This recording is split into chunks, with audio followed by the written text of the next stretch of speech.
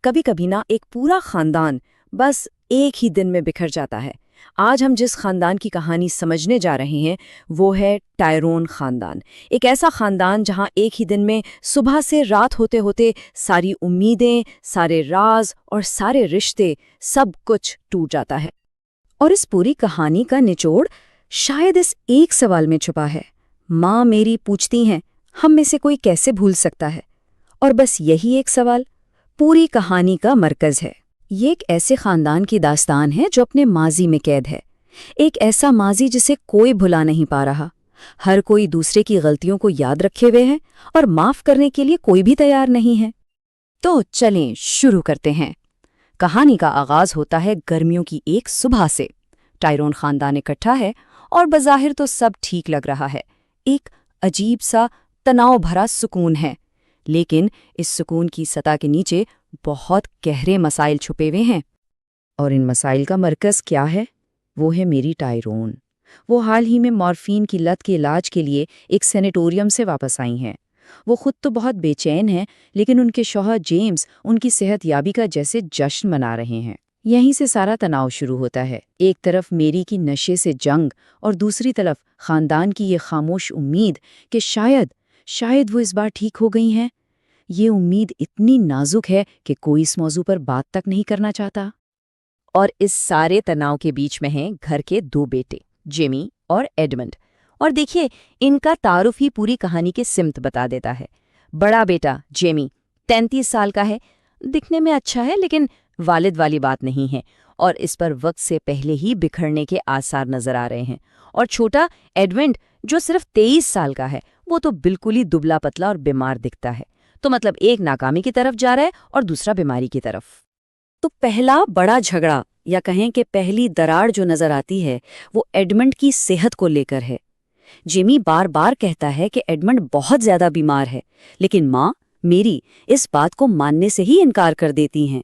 وہ چیخ کر کہتی ہیں، یہ صرف نزلہ ہے، کوئی بھی دیکھ کر بتا سکتا ہے۔ اصل میں وہ شاید ایک اور تکلیف دہ سچ کا سامنا کرنے کی ہمت ہی نہیں رکھتے۔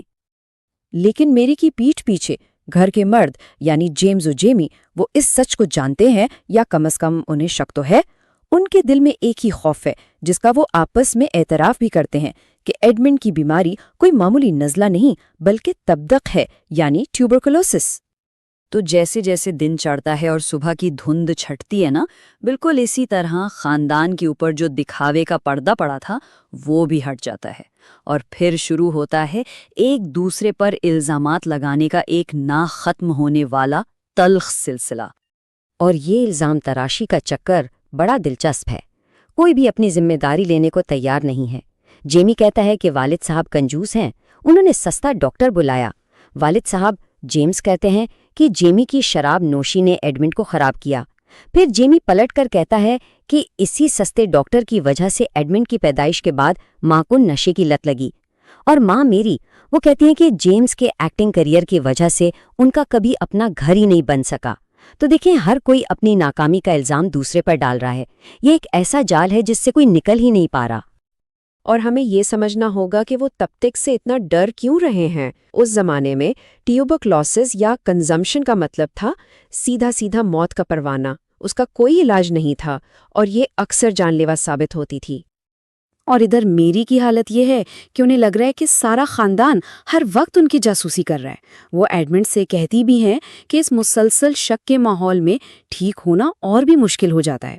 وہ ایک طرف تو انکار کر رہی ہیں کہ انہوں نے دوبارہ نشہ شروع کیا ہے، لیکن ساتھ ہی یہ بھی کہہ رہی ہیں کہ گھر والوں کا شک انہیں ٹھیک نہیں ہونے دے رہا۔ اور پھر آتی ہے دوپہر، اور دوپہر کا وقت کہانی کا وہ موڑ ہے جہاں سے واپسی ناممکن ہو جاتی ہے۔ یہ وہ لمحہ ہے جب سارے انکار، سارے دکھاوے ختم ہو جاتے ہیں اور دن کی قسمت پر مہر لگ جاتی ہے۔ تو دوپہر کا وقت ہے اور میری اوپر اپنے کمرے میں ہے۔ سارا خاندان نیچے ان کا انتظار کر رہا ہے اور ہوا میں تناؤ بڑھتا جا رہا ہے۔ ہر گزرتا لمحہ ان کے دل میں خوف بڑھا رہا ہے کہ کیا وہ ٹھیک ہے؟ اور پھر میری سیڑھیاں اتار کر نیچے آتی ہیں اور ان کو دیکھتے ہی سب کچھ ختم ہو جاتا ہے۔ امید دم توڑ دیتی ہے۔ ایک ہی نظر میں صاف ہو جاتا ہے کہ انہوں نے دوبارہ مورفین لے لی ہے۔ وہ ایک خاموش تباہکن لمحہ ہے جب وہ امید جس کے سہارے وہ پوری صبح جی رہے تھے وہ چکنا چور ہو جاتی ہے۔ اور جیسے یہ کافی نہیں تھا، تقریباً اسی وقت ایک اور بری خبر آتی ہے۔ فون کی گھنٹی بجتی ہے اور ڈاکٹر تصدیق کر دیتا ہے کہ ایڈمنڈ کو واقعی تبدک ہے۔ خاندان کا دوسرا بڑا خوف بھی سچ ثابت ہو جاتا ہے۔ اب کچھ بھی چھپانے کے لیے نہیں بچا۔ اس سب کے بیچ میری ایک لمحے کے لیے ٹوٹ جاتی ہیں۔ ایک کمزور لمحے میں وہ اعتراف کرتی ہیں، میں نے بہت کوشش کی، لیکن ان کی اس ناکامی کے اعتراف پر ان کے شوہر جیمز کی طرف سے صرف ایک تھکی ہوئی بے بس خاموشی ملتی ہے۔ اب دن ڈھل چکا ہے اور شام ہو گئی ہے، اور شام کے اندھیرے میں شراب کی مدد سے وہ سچائیاں باہر آتی ہیں جو دن کی روشنی میں چھپی ہوئی تھیں۔ ٹائرن خاندان کے مرد یعنی باپ اور دونوں بیٹے آخرکار اپنے دل کی بھڑاس نکالتے ہیں، اپنے سارے پچھتاوے اور ساری رنجشیں۔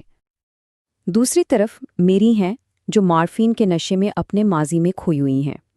وہ اپنے سارے دکھوں کا الزام دوسروں پر ڈالتی ہیں۔ وہ کہتی ہیں کہ جیمز نے سستا ڈاکٹر بلایا جس کی وجہ سے انہیں نشے کی عادت پڑی، کہ جیمز کے کیریئر نے انہیں تنہا کر دیا، اور یہاں تک کہ وہ یہ بھی اشارہ دیتی ہیں کہ ان کے ایک بیٹے یوجین کی موت کی وجہ بھی جیمی ہی تھا۔ پھر باری آتی ہے جیمز کی۔ وہ بھی نشے میں دھت اپنے بیٹے ایڈمنڈ کے سامنے اپنی زندگی کا سب سے بڑا پچھتاوا بیان کرتا ہے۔ وہ مانتا ہے کہ وہ ایک بہت بڑا اداکار بن سکتا تھا، لیکن تجارتی کامیابی اور پیسہ کمانے کے چکر میں اس نے اپنے اصل فن کو، اپنی صلاحیت کو ضائع کر دیا۔ اور اس کے جواب میں ایڈمنڈ کوئی الزام نہیں لگاتا، بلکہ وہ ایک بہت ہی شاعرانہ انداز میں بتاتا ہے کہ کیسے سمندر میں تنہائی کے لمحوں میں اسے ایک عجیب سی آزادی اور سکون ملتا تھا۔ یہ باپ بیٹے کے درمیان ایمانداری اور تعلق کا ایک بہت ہی نایاب لمحہ ہے۔ اور پھر آدھی رات ہو جاتی ہے، دن کا سفر اپنے اختتام کو پہنچتا ہے اور خاندان مکمل طور پر ٹوٹ چکا ہے۔ وہ اب ایک خاندان نہیں بلکہ ایک ہی کمرے میں قید 4 اجنبی ہیں، 4 الگ تھلگ جزیرے۔ تو اگر ہم پورے دن کو دیکھیں تو یہ ایک مسلسل گراوٹ کی کہانی ہے۔ صبح ایک نازک سی امید تھی، دوپہر میں وہ امید ٹوٹی اور بیماری کی حقیقت سامنے آئی، شام تلخ الزامات اور اعترافات میں گزری، اور آدھی رات تک خاندان نام کی کوئی چیز باقی نہیں رہی۔ اور آخری منظر شاید سب سے زیادہ دل دہلا دینے والا ہے۔